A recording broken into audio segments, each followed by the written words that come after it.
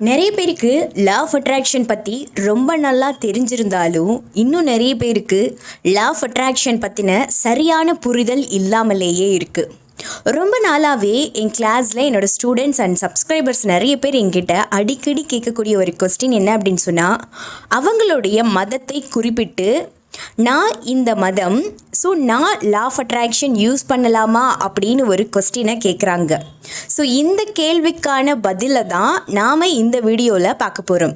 So வீடியோக்குள்ளே போகிறதுக்கு முன்னாடி நீங்கள் இன்னும் நம்ம சேனலை சப்ஸ்கிரைப் பண்ணாமல் இருக்கீங்க அப்படின்னு சொன்னால் மறக்காமல் நம்மளோட சேனலை சப்ஸ்கிரைப் பண்ணி வச்சுக்கோங்க. பாருங்கள், லா ஆஃப் அட்ராக்ஷன் அப்படிங்கிறது மதம், மொழி பேஸ் பண்ணது இல்லை. லா ஆஃப் அட்ராக்ஷன் அப்படிங்கிறது ஒரு ஃபார்முலா. இந்த பூமிக்கு அப்படின்னு சொல்லிட்டு ஒரு ஃபார்முலா இருக்குல்ல, அது என்ன ஃபார்முலா? புவி ஈர்ப்பு விதி. இந்த புவி ஈர்ப்பு விதி அப்படிங்கிற ஃபார்முலா என்னென்னலாம் செய்யும் பாருங்க. ஆடு, மாடு, கோழி, குதிரை, கழுதை எல்லாத்தையுமே ஒட்ட வச்சிட்ருக்கோம். அது மட்டும் இல்லாமல் மனுஷங்க, ஏழை, பணக்காரன், மிடில் கிளாஸ் ஃபேமிலி, பிச்சைக்காரன் எல்லாரையுமே ஒட்ட வச்சிட்ருக்கோம். பாருங்கள், எந்த இடத்துலையுமே பாகுபாடு அப்படிங்கிறது பூமி பார்க்குறதே இல்லை. பூமியுடைய இந்த ஃபார்முலா பார்க்குறதே கிடையாது. எந்த இடத்துலையும் பாகுபாடுங்கிற ஒரு கான்செப்டை காட்டுறதே கிடையாது. ஸோ அதே மாதிரி தான் மனிதர்களுக்கு இடையிலையும் ஒரு ஈர்ப்பு விதி செயல்படுது. இந்த ஈர்ப்பு விதி எதை பேஸ் பண்ணி செயல்படுது அப்படின்னு சொல்லி பார்த்தீங்கன்னா, ஒவ்வொரு மனிதனும் ஒவ்வொரு மாதிரி, ஒவ்வொரு மனிதனுக்கும் வித்தியாசமான ஆசைகள், கனவு, லட்சியங்கள் இருந்துட்டுருக்கு. ஸோ அந்த மனுஷனுக்கு அப்படின்னு சொல்லி எண்ணங்கள் உண்டு. அந்த எண்ணங்களை பேஸ் பண்ணி தான் இந்த லா ஆஃப் அட்ராக்ஷன் அப்படிங்கிற ஃபார்முலா இயங்கிட்டுருக்கு. பூமி எப்படி யாருக்குமே பாரபட்சம் இல்லாமல் எல்லா உயிரினங்களையுமே ஒட்ட வச்சுட்டு இருக்கோ, அதே மாதிரி இந்த லா ஆஃப் அட்ராக்ஷன் அப்படிங்கிற இந்த ஃபார்முலாவுமே மனிதர்கள்கிட்ட பாரபட்சமே இல்லாமல் ஒரு ஃபார்முலாவை போட்டு வச்சிருக்கு. அந்த ஃபார்முலா தான் இந்த ஈர்ப்பு விதி. ஸோ இந்த ஃபார்முலா மதம், மொழி பேஸ் பண்ணது கிடையவே கிடையாது.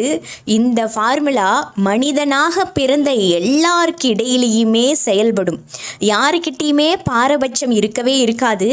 யார் யாருடைய தாட்ஸ் எப்படியோ அந்த தாட்ஸை பேஸ் பண்ணி இந்த ஃபார்முலா இயங்கிட்டு இருக்கு. இந்த ஃபார்முலாவுக்கு பேர் தான் தி லா ஆஃப் தாட்ஸ். தாட்ஸை பேஸ் பண்ணி அடுத்தடுத்த நிகழ்வுகள் நடக்கும். அடுத்தது the law of vibration, the law of எனர்ஜின்னு சொல்லுவாங்க. நம்ம எது வேணும்னு ஆசைப்பட்டு ஒரு உணர்வை கொடுக்குறோமோ அந்த உணர்வுக்கு ரிலேட்டடான விஷயங்கள் நம்ம வாழ்க்கையில் நடக்கும். இல்லை, இது எனக்கு வேண்டாம் அப்படின்னு சொல்லி நம்ம ஒரு எனர்ஜியை கொடுக்குறோம், அதாவது வைப்ரேஷனை கொடுக்குறோம். சில விஷயங்களை பார்த்து நம்ம பயப்படுறோம் அப்படின்னு சொன்னால் அந்த பயம் சார்ந்த நிகழ்வுகள் நமக்கு நடக்கும். Next, the law of changes, அதாவது மாற்றத்தின் விதி. நாட்களை குறிக்கும் இந்த விதி. ஒவ்வொரு நாளும் மாறிக்கிட்டே தான் இருக்கும், புதுப்பிச்சுட்டே தான் இருக்கும். இந்த நாட்கள் தான் மனிதனுடைய மனதை மாற்றும் மருந்துன்னு கூட சொல்லலாம். கடைசியாக என்ன இருக்குது அப்படின்னு சொல்லி பார்த்தீங்கன்னா, தி லா ஆஃப் பிலீஃப், நம்பிக்கையின் விதி. இந்த எல்லா விஷயமும் சேர்ந்தது தான் தி லா ஆஃப் அட்ராக்ஷன். முதல்ல கோலை செட் பண்ணணும், அதாவது தனக்கு என்ன வேணும் அப்படிங்கிறத நாம் முடிவு செய்யணும். அதுதான் தாட்ஸ். ஓகேங்களா? அடுத்து என்ன வேணும் அப்படின்னு நாம் ஆசைப்பட்டோமோ அந்த தாட்டுக்கு ரிலேட்டடான எனர்ஜியை கொடுக்கணும், வைப்ரேஷன், சந்தோஷமான உணர்வை கொடுக்கணும். ஓகேங்களா? அதுக்கு பிறகு நாட்கள் கடந்து போகணும். இப்போது ஒரு சின்ன பொருள் ஆசைப்படுறீங்க அப்படின்னா அதற்கு அப்படின்னு சொல்லிட்டு ஒரு குறிப்பிட்ட காலம் இருந்தால் போதும். அதுவே இப்போ நீங்கள் ஒரு ஜீரோவாக இருக்கீங்க, உங்ககிட்ட ₹1 கூட இல்லை அப்படின்னு சொன்னால், நீங்கள் ₹1 கோடி சம்பாதிக்கணும் அப்படின்னு ஆசைப்படுறீங்கன்னா அதுக்கு நாள் ஆகணும். ஓகேங்களா? அடுத்தது கடைசியாக லா ஆஃப் பிலீஃப்.